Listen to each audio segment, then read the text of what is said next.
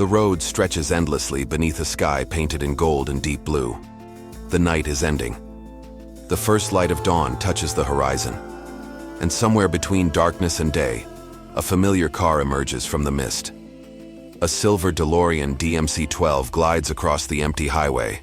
Behind the wheel sits Carl Jung, calm, attentive, as if he has traveled this road 1,000 times before. Perhaps he has. The engine hums softly. The world is quiet. Yet beneath the silence, something stirs. Because today, we approach one of the most dangerous territories of the psyche. Not the battlefield of the hero, not the mysteries of the magician, not even the darkness of the shadow itself. Today we meet a fallen king, and perhaps we meet him inside ourselves. Welcome back to the road of the psyche, the king's hidden throne. In ancient cultures, the king was not merely a ruler. He was the bridge between heaven and earth, the guardian of order, the protector of prosperity, the center around which the kingdom revolved. When the king was healthy, the land flourished. Fields grew green, families prospered. The future felt possible. But myths tell us another story, a darker one. For every wise king, there was a tyrant. For every kingdom of abundance, there was a kingdom ruled by fear. Carl Jung believed that these stories were not accidents. They emerged from the collective unconscious itself. The king lives within every human being, not as a title, not as a social position, but as a psychic force, a force that seeks order, responsibility, creation, stewardship.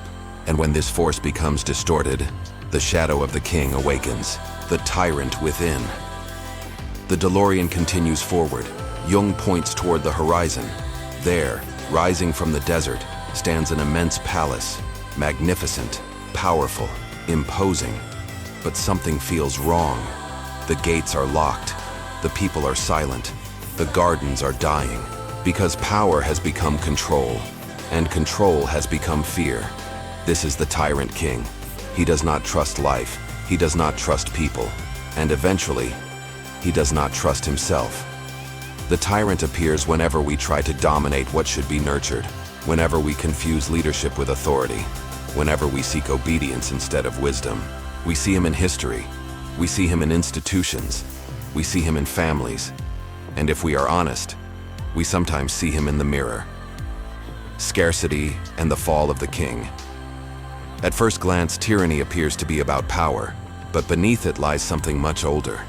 Scarcity, the fear that there is not enough resources, not enough love, not enough recognition, not enough security. The wounded king lives in constant fear of loss, and fear always tightens its grip. The more he clings, the more life slips away. Prosperity requires trust. Scarcity requires control. One expands, the other contracts. One creates kingdoms, the other creates prisons. This is why the shadow of the king is so dangerous. It often disguises itself as strength, when in reality, it is fear wearing a crown. The road bends toward distant mountains. Jung smiles quietly. Then he points toward an ancient symbol carved into stone. The Yin and Yang. Light contains darkness. Darkness contains light. Neither exists alone. The same is true for the king. The capacity to lead contains the capacity to dominate. The ability to protect contains the ability to control. The desire to create order contains the temptation to impose rigidity. Jung never taught us to destroy our shadows. He taught us to become conscious of them. Because what remains unconscious gains power over us, and what becomes conscious can be transformed. The goal is not perfection. The goal is integration. To recognize both the king and the tyrant, and choose wisely which one will sit upon the throne. The return of the true king.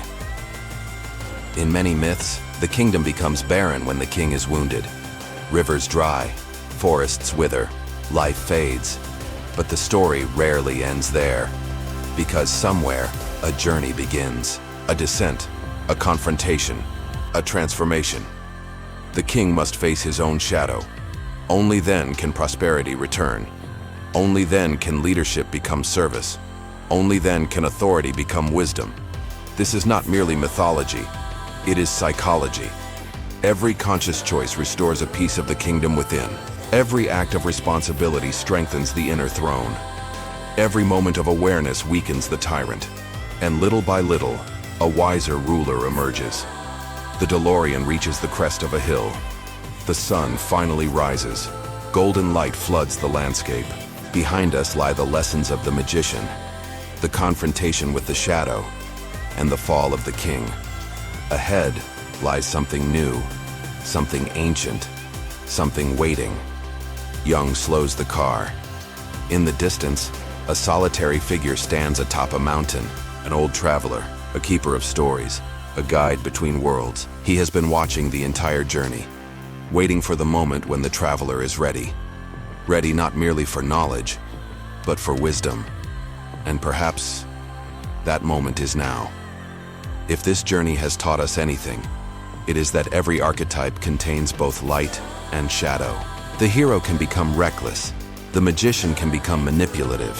The king can become a tyrant. Yet each shadow also conceals a gift, a doorway, a lesson, a deeper truth about ourselves. And that is the purpose of this road. Not to become someone else, but to discover who we already are. One archetype at a time, one awakening at a time, one step further into the mystery of the psyche. Thank you for traveling with us.